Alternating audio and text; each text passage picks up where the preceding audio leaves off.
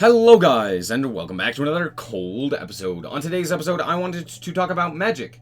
I've been playing it more recently, and I more so am going to come at this from a Yu-Gi-Oh perspective and kind of give a basic understanding of how Magic the Gathering Online, sorry, it's not online, it's Magic the Gathering Arena works. So, if you don't know, Magic the Gathering Arena is just the online simulator for Magic, which is one of the biggest probably the biggest card game in the world. Yeah, I don't really know what else to say there.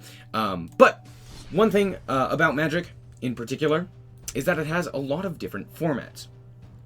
So, unlike in Master Duel, you can play a wide variety of different things.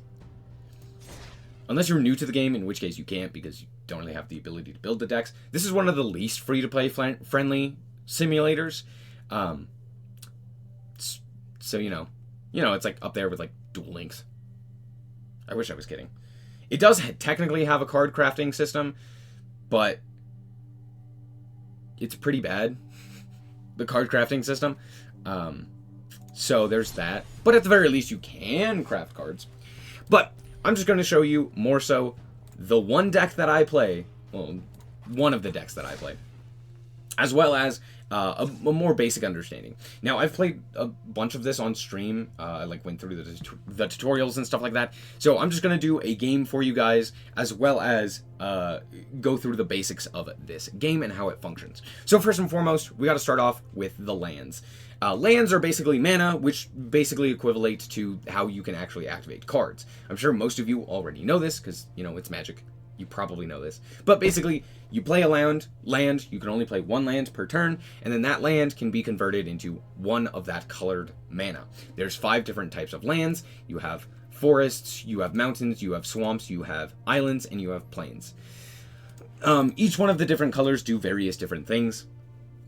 But the deck that I play is mono red. So that means I only need one color. Now granted, there are other decks that utilize other different colors, as you see here. Let me show you. Let me see if I can find a card that is multicolored, like for example red and green. Eventually something will show. I'm sure I've already passed. I hate it here. Let's talk about this deck building system. Let me tell you, it is terrible. It is one of the worst that I've seen. It's worse than Pokemon, which is saying something because Pokemon doesn't do anything correctly, at least in its online simulator. So there's that. That should at least give you a basic understanding of how bad this is. Oh, here we go. Here's a blue and red. There you go. So yeah, there are multicolor stuff where it's like, oh, you need to pay 2 of different colored manas for that to work. So there you go.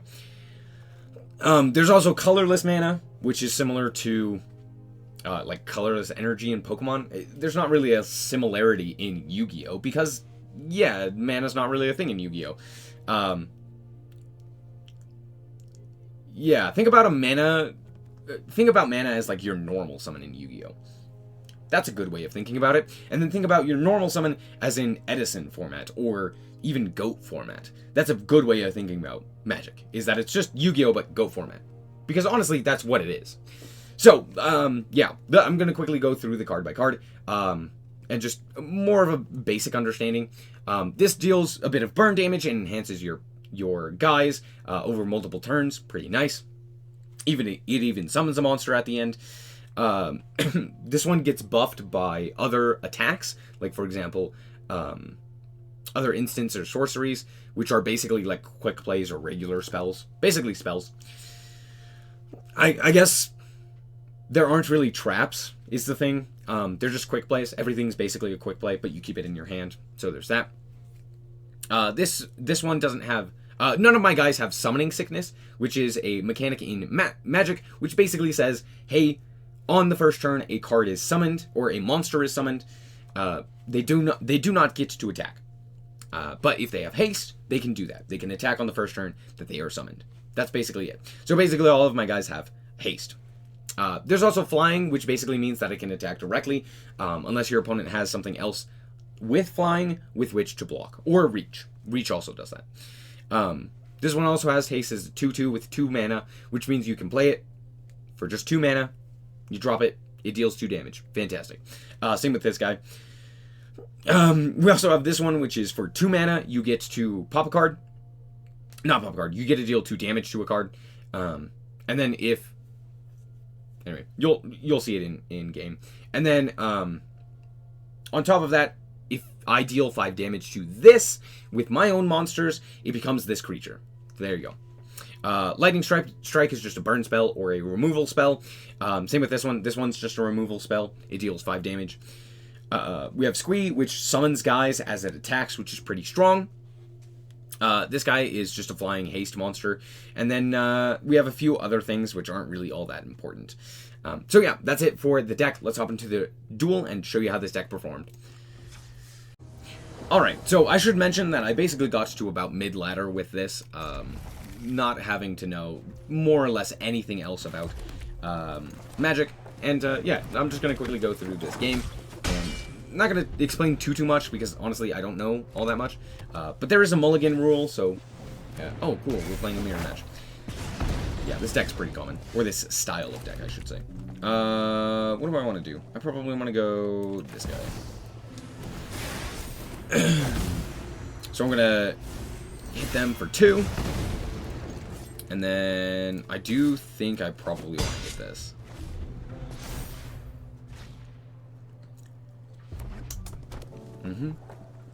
And then... Oh, they're gonna... Oh my god. I'm surprised they didn't play a guy of their own. Oh, there. I'm gonna play the chick.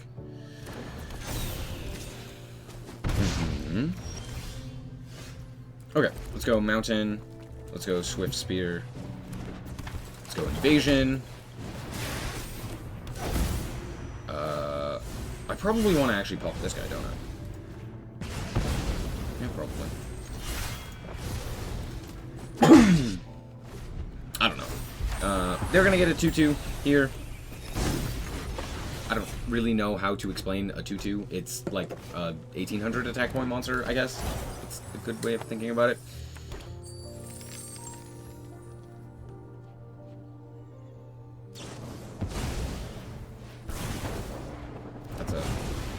That's a lightning bolt. That's for certain. That's for certain. Cool. Let's go this guy. Let's go this guy. And then we get this 4/4 with flying and trample. Trample is piercing. It's just piercing. This guy's also very good. You will see. If they stick around. Which they should. I don't think they have enough removal for both of these guys, so.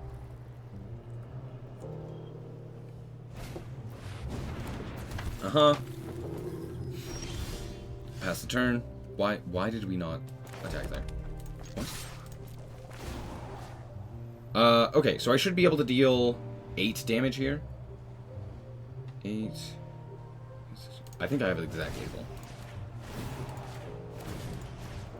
Yeah, so each time a dragon attacks, each one of those guys is going to trigger. They're going to deal 2 damage to any source. And so I just chose the face 4 times.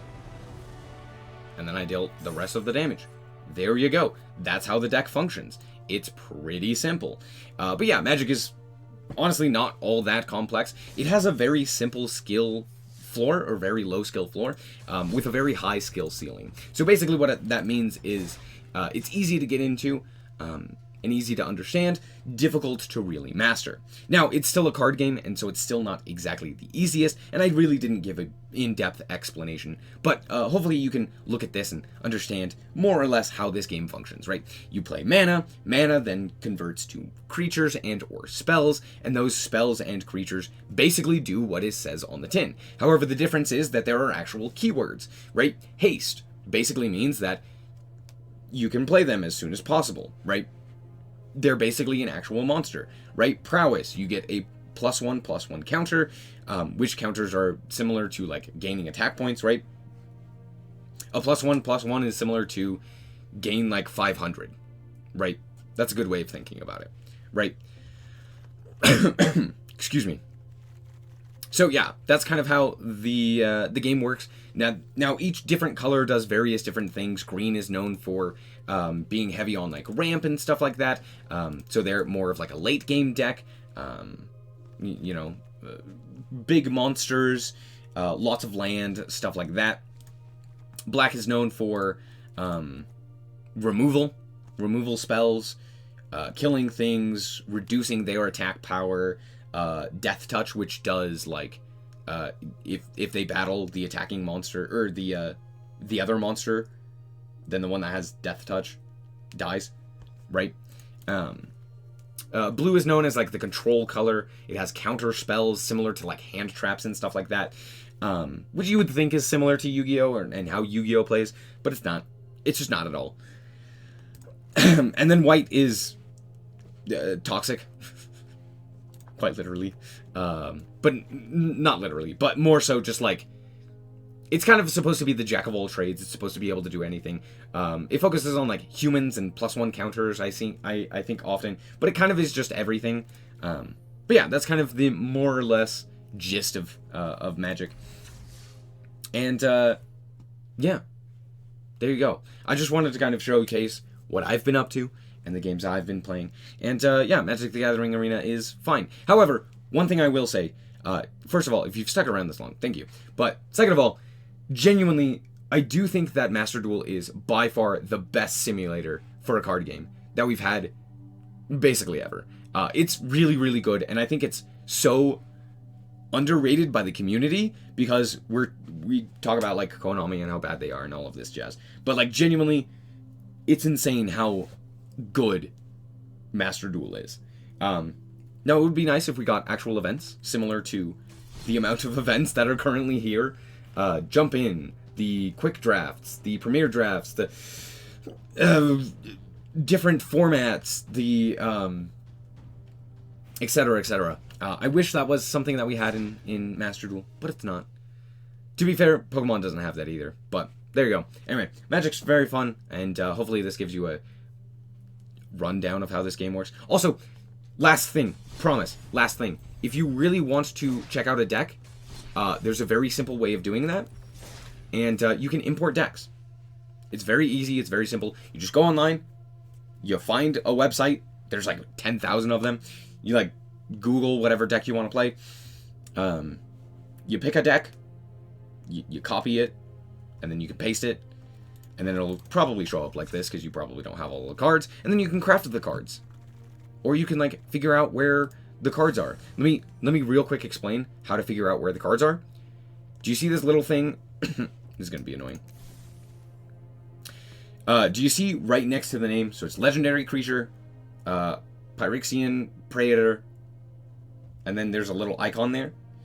That shows you what set it's in. So if I go to the store, sorry, I know that this is like the last thing, but just stay with me. If we go to the store, sometimes the store takes a long time to load. If you go to the store, you can go to packs, and then here are the icons. So for that one, it was March of the Machines that card was in. So now I could go March of the Machines and I could buy a pack. Right. You can also buy packs from whatever other set as well, right? And some of these other ones are older sets. They're core sets and stuff like that. So they're not going to be as relevant in standard, but they're going to be relevant in older formats. So there you go. Anyway, thank you guys so much for watching. Hope that you guys did indeed enjoy. If you did, like us very much, so appreciate it. And remember to always stay frosty. Bye-bye. Shout out to the Frost Guard, my members. Thank you guys so much for the support, and I hope you enjoy the content.